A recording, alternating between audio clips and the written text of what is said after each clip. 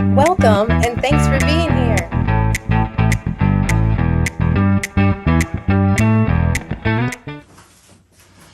All right, welcome back to another support video here with your coach Missy for American Tango. We're going to talk about stability in our rocks, our Tango rocks.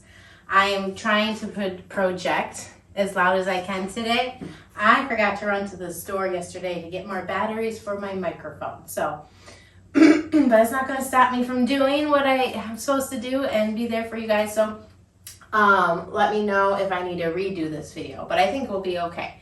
So, there's 3 things I think that will really help keep your Tango rocks stable. It's one thing, if you're feeling unstable when you're doing them yourself, then more than likely when you get with your partner, it's going to be twice as unstable. So we want to really have that confidence to execute these because it's a great step to bring that tango music to life on the dance floor. So let's talk about the 3 things, and they're very simple things. So perfect for beginners, but really important, and advanced dancers should be doing these 3 things. So if you're not, pay attention and apply them to your dancing. So number 1, check the size of your rock step. More than likely, it is too big for at least what your body is mechanically doing in this moment, okay? So, especially compared to your basic steps in the tango, for communication purposes between you and your partner, you want to make sure the rock is a lot smaller, okay? If it's the same size as your basic, it's going to be very hard to communicate with your partner that you're doing something quicker and different. We're changing directions a couple times, right?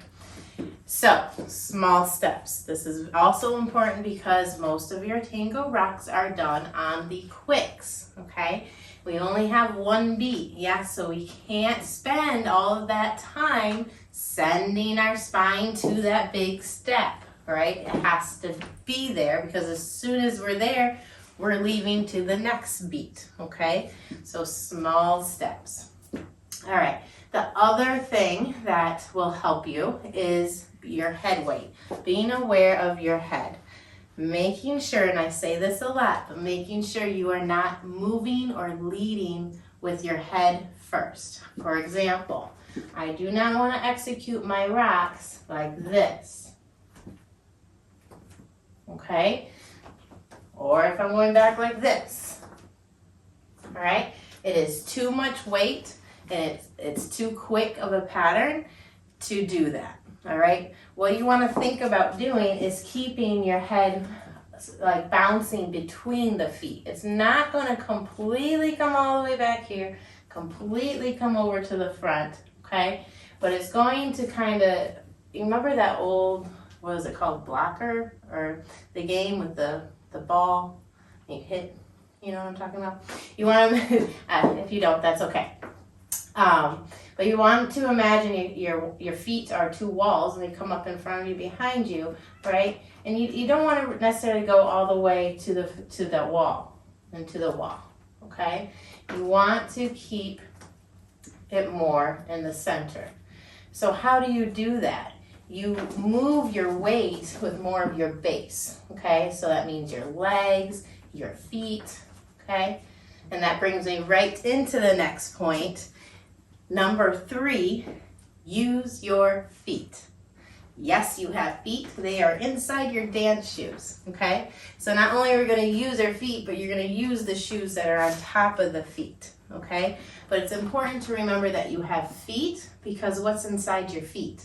Muscles. And what do muscles do? They control, they stabilize, right? So if you're just thinking about like the heel of your shoe or the ball of your shoe and you're just throwing your weight between the 2 of them, it's going to be a little bit harder to stay stable, right? But if you imagine and know and be aware that you have muscles and try to use those muscles in your feet to move your head weight or change that weight quickly, you will notice that you don't need to do a lot, okay? And it's a lot more controlled and stable, okay? So when you see me execute this quick, ooh, I got these big old 70s pants on. Let me pull them up so you can see my whole foot action here. So when I'm executing my rock, right, you can see my leg and my calves, my ankles, my feet. You can even see my foot pull up there, right? I'm using my feet to send my weight, and some of my legs, my knees are flexed, right?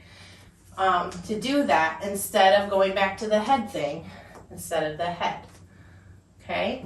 So same thing if I'm a foul and I'm starting that rock backwards, boom, I'm using my feet, I'm rocking, right? Between the balls of my feet and my heels, and I'm using both, right? Quick, slow. Okay, so 3 key points, remember, smaller step, make sure it's smaller than your basic step to help it be controlled. Number 2, do not lead with your head weight. And number 3, use your muscles. Okay, all right, I hope this helps a lot. Let me know if you have any requests for future videos, or if there's something I missed that I don't have out there yet. Let me know and I'll get it to you as soon as I can. Happy dancing, see you next time.